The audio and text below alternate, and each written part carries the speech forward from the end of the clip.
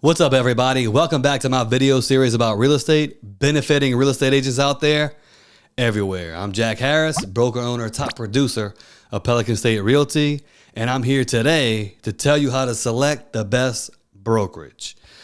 So maybe you just passed your real estate exam. Maybe you just enrolled in real estate school. Or maybe you're with a broker and your business kind of stagnated, hasn't elevated to the level you think it should be at. Well, this video is for you. You can either transfer brokerages or you're looking to get on with a broker. I know in Louisiana, it's required that you get on with a broker to conduct business after you get your real estate license. So when I was a younger agent, I worked for multiple different franchise companies and had a best friend who ended up starting his own independent brokerage / boutique style brokerage, and talked to him almost on a regular basis. So I have some personal insight on what it takes to select a brokerage. Everybody's different with different personalities, different experiences, different skill sets. So not every brokerage is suited for everybody. I know now that I own, manage, and work in my own company, I've kind of taken some bits and pieces of franchises, boutiques, and independents that I really liked and mixed them in with my own set of skills, so to speak, to be able to best help the agents that work with my company and affiliated with my company. So I'm pretty hands-on and I'm at your disposal 24/7. And I work in the business helping buyers and sellers, along with running the business, getting business, and managing the agents. So I have skin in the game, so to speak. So when an agent comes on with me and they have questions about situational things, I'm in the business, I'm working in the business, so I know about it. I'm not just sitting there looking for ways to motivate these agents. I'm actually in it, getting business, dispersing business, and then coaching them, mentoring them, assisting them on their deals and getting them closed. So I think that's a huge benefit of an independent brokerage such as myself. But, there's all kind of different companies for different people. So this video is about how to select the brokerage that's best suited for you. So if you're watching this video, pay close attention. I'm going to highlight the pros and the cons of each different style of brokerages, because there are multiple styles of brokerages. So just to kind of list them, you have franchise companies, these big box franchises that are all over the United States or all over a certain area, have all these systems in place. You have independent brokerages that might be just like a mom and pop shop located in one area with just a few agents. You have transactional brokers, which could be either independent or franchised out. And then you have like local boutique style brokerages that may just center on one aspect of the business. So the first thing you want to do before you do anything with a brokerage is you want to do some research. Research. It's key. Most people out there know 1, 2, 3, 4 agents that are out there doing business. Reach out to them. Maybe you use one to buy a house or to sell a house, have a friend, know of a referral. Reach out to them. Quick phone call and set up a lunch or coffee meeting. And then just pick their brains about everything. Company culture where they work at, commission splits, how many top producing agents are within that company, why did they choose that company, how are they doing within that brokerage, are they doing a lot of business, are they doing a good bit of business, can you see yourself doing the business that they're doing? It's all good questions to ask. I say 2, 3 agents because there's a caveat. Most companies offer incentives for agents to recruit other agents to come work with that company and they get some profit sharing or whatever. So not saying this agent's going to steer you in the wrong direction just to try to get you on with their company, but it is good to have some biased opinions from other people and other companies, and collect all that data and make a decision. Next thing you want to do is a quick Google search. In your market, there's probably a ton of real estate companies. A quick Google search, you can find out loads of information about those companies. So you've talked to a couple agents, you've done your research, you've done your homework. Now it's time to start interviewing companies. And trust me, every company wants to have you no matter what your level of experience is, whether you fresh out of college or fresh out of high school and just passed the exam, or you've been in sales all your life, you have a knack for sales and you just passed a real estate exam and now you're ready to take your sales skills and apply them to real estate. Or even if you're with a broker already and you've kind of hit that wall and you can't break through, so you think transferring to another broker may help you, they want you as well. So it doesn't matter your experience level or anything, every brokerage would be happy to have you on. So with that being said, interview multiple brokerages. They're going to give you their best sales pitch ever because they're in the business to recruit agents, retain agents, and build up agents. So the first step is to get these agents. So they're going to tell you everything you want to hear. Make sure you get everything on paper. Company culture, commission splits, systems, the whole 9 yards, the company's bylaws, what you can do, what you can't do, what areas can you work in, what areas can't you work in, just everything. It's key to get it in writing.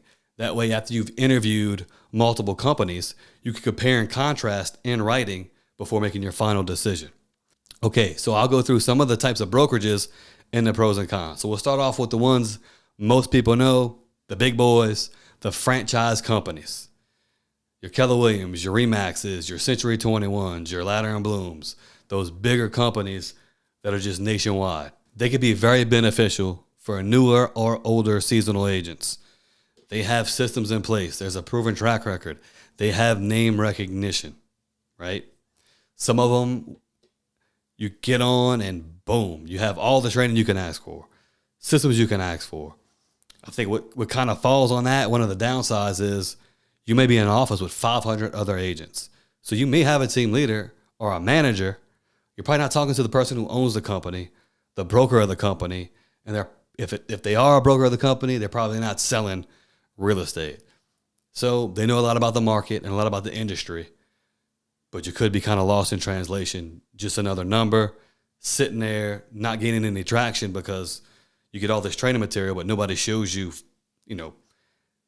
step by step how to get listings and how to sell houses. Another thing is some of these franchise companies have higher commission splits than most because they offer so much.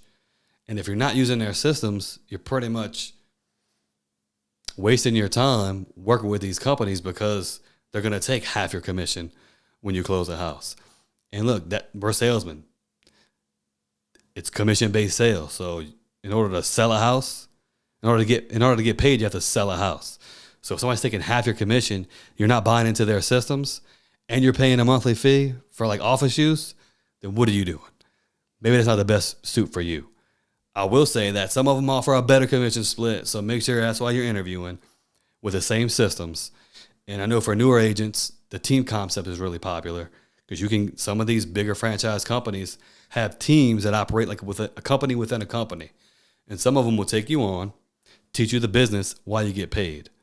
Now they're taking some of your cut and the company's taking some of your cut of commission, but you're learning the business and you're getting paid, which is huge.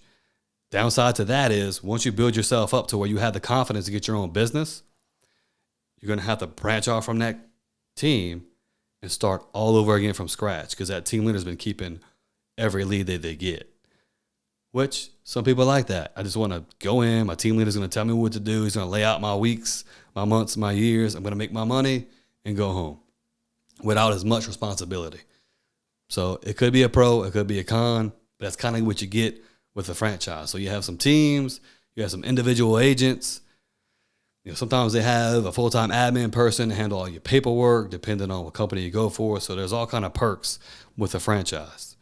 The cons would be, monthly fees can get up there. Commission splits can get high. Most of them do offer a cap to where you can cap out and then you get all your commission within that same, working year. So next on the list would be independent brokerages. Independent brokerages act like, usually have a sole owner who's in the business, buying and selling for clients, managing agents, mentoring agents, and training agents. That's what you get with me. That's what I wish I would have went towards as a newer agent. There wasn't as many of them out there back when I was just a regular agent.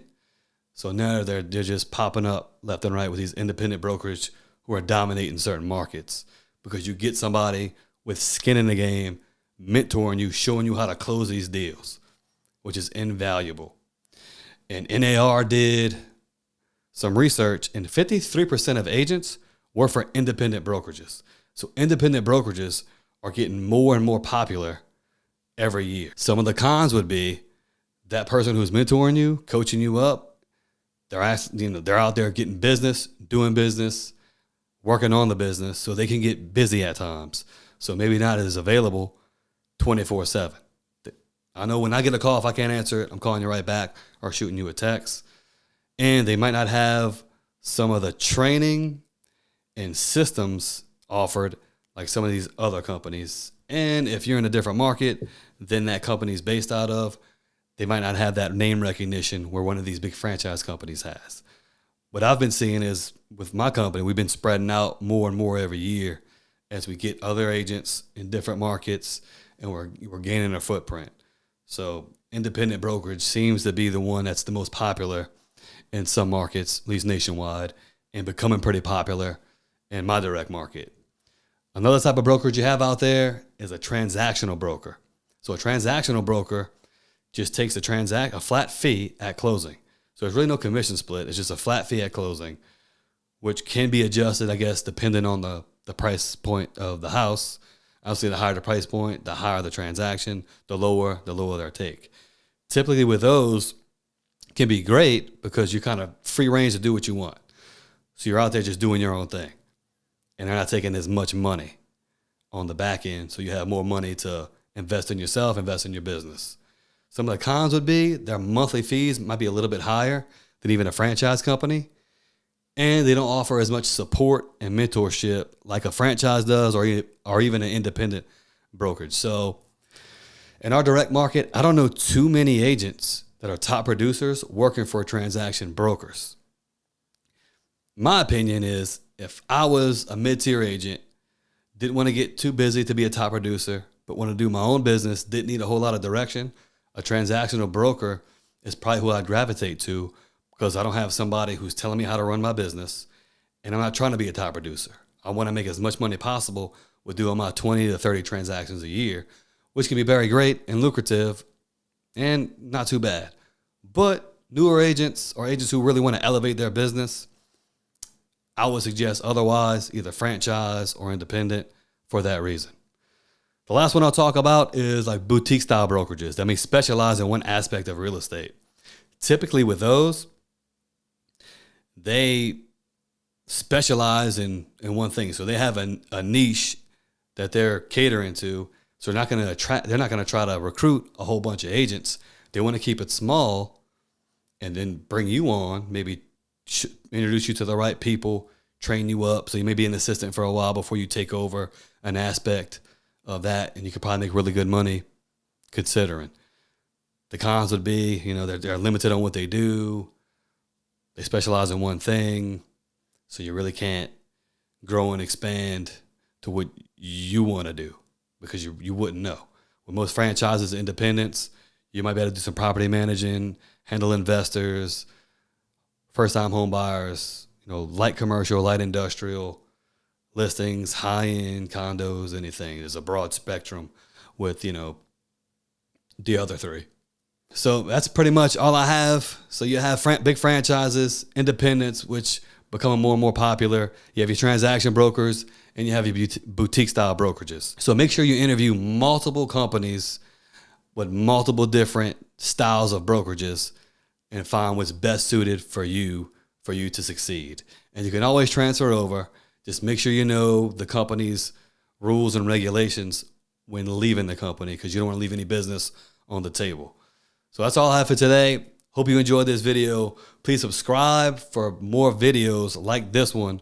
I'll be dropping them every Monday and Thursday. Until next time, I'm Jack, and I'm out. Thank you.